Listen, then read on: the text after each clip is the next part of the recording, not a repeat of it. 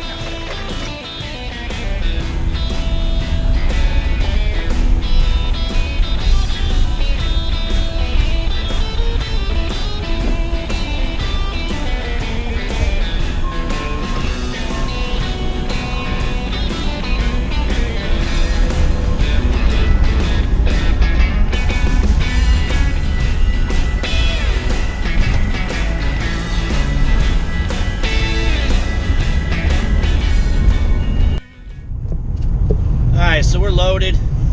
We got one piece, 220 pounds, going to Louisville, Kentucky. 1,276 miles. It's due tomorrow night by midnight. It says 23:30, so 11:30 tomorrow night. Showing 1:26 p.m. right now for tomorrow. Probably get it there around 9-ish. 10-ish, somewhere in that area.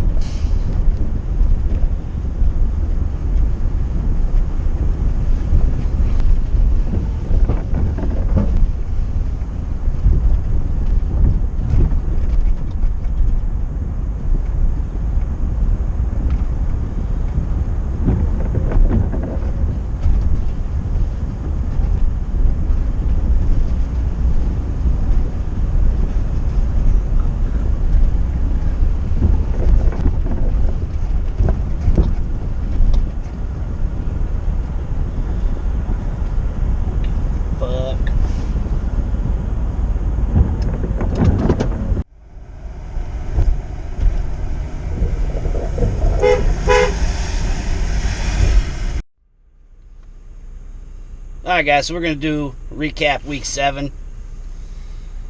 So the first load of the week was Indiana to Laredo, Texas, 1,465 miles, 104-mile deadhead, 2 pieces, 428 pounds. Alright, so load number 2, Eagle Pass, Texas to Plymouth, Michigan for 1,596 miles. Load number 3, Indiana to Laredo, Texas, 1,445 loaded miles, 169 deadhead miles.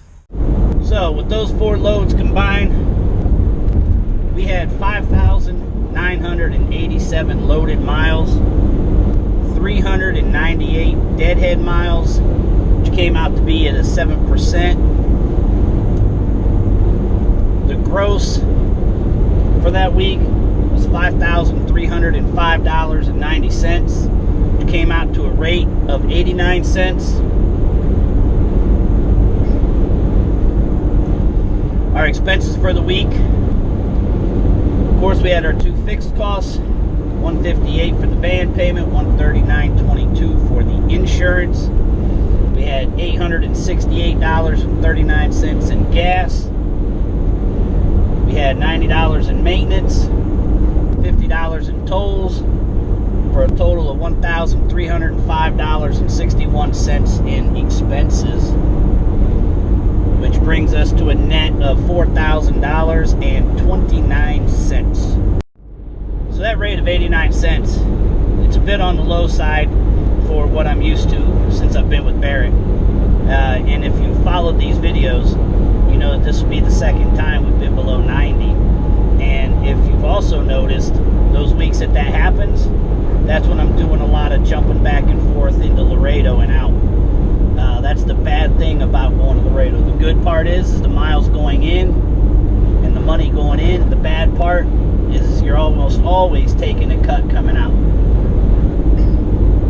Now there are people out there that are with carriers that their rates never change, and obviously this doesn't pertain to you.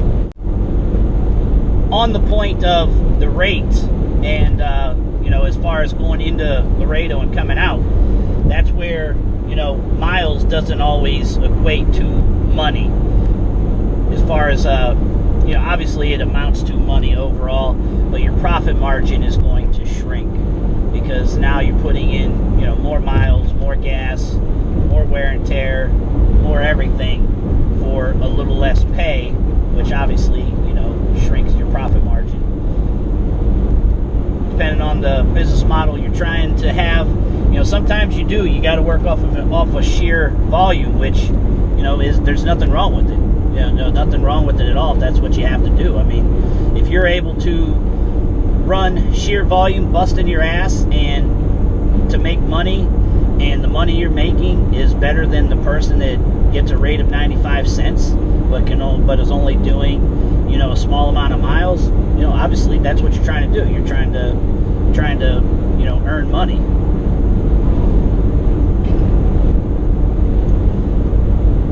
That's kind of what's happened those weeks where the rates have been low. It ain't like, don't get it wrong, it's not like I went to, this week I'm going to run harder. This entire year, so far to this point, I'm just running.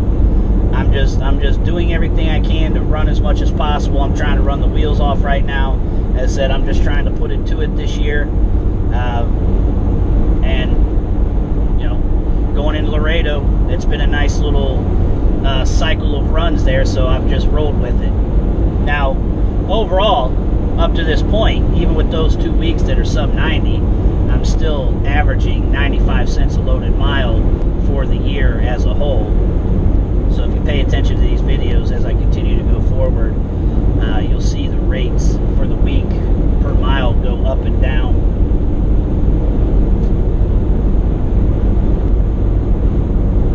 I've mentioned it before as far as people, you see it so often that people are comparing miles, how many miles they ran this week. It does. It sounds good to compare miles because, when you're trying to do that, everybody just thinks miles is money because obviously, you got to put in miles to make the money.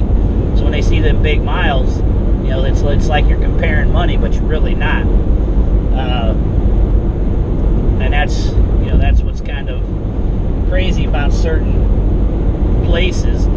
said, that was the whole reason why I finally moved from BGS when I was with them to Barrett when I did, because the difference in the rate and the amount of miles that each one could provide, which were comparable, there was just a large difference in the rates. So that's why I made the move.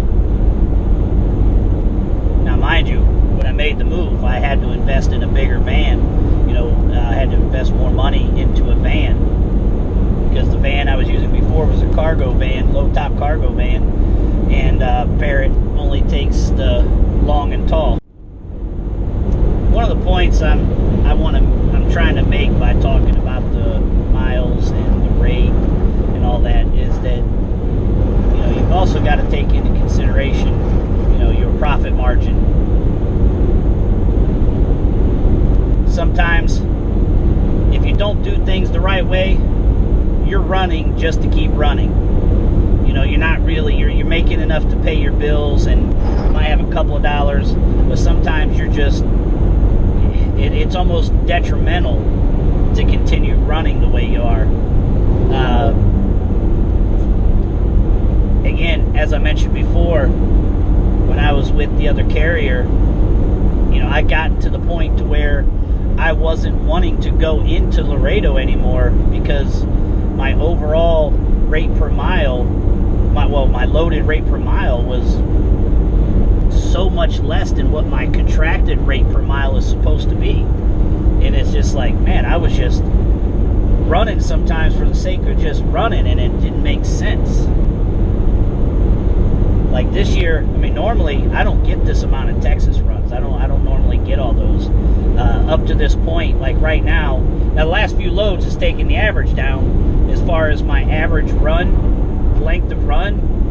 Normally, I'm right around 630, 650 miles per run, per loaded run. Right now, I'm at 902 miles is my average run. At one point, it was 965 miles, and it's been going down because the last couple runs have been real short. And again, the rate reflects that. The rate, the shorter my average run is, the better the rate gets. Now, again, obviously, most people, I should say, know that short runs pay better. And there's just no way to live off of just shorties only and make the amount of money I'm trying to make at the end of the day, when the year's over. So, I am trying to, I mostly try to put myself in the good, solid freight areas, which Laredo isn't one of them spots you want to be. Again, out of pure volume, you're going to make that money.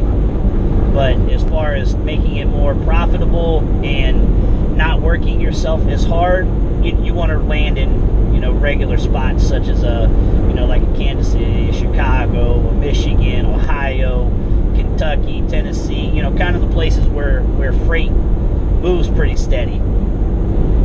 Me personally, it's nice to stretch your legs and get those long runs, but to be honest, you feel better and your money's going to be better, profit margin's going to be larger if you do the medium run, somewhere between, say, 400 and 700 miles.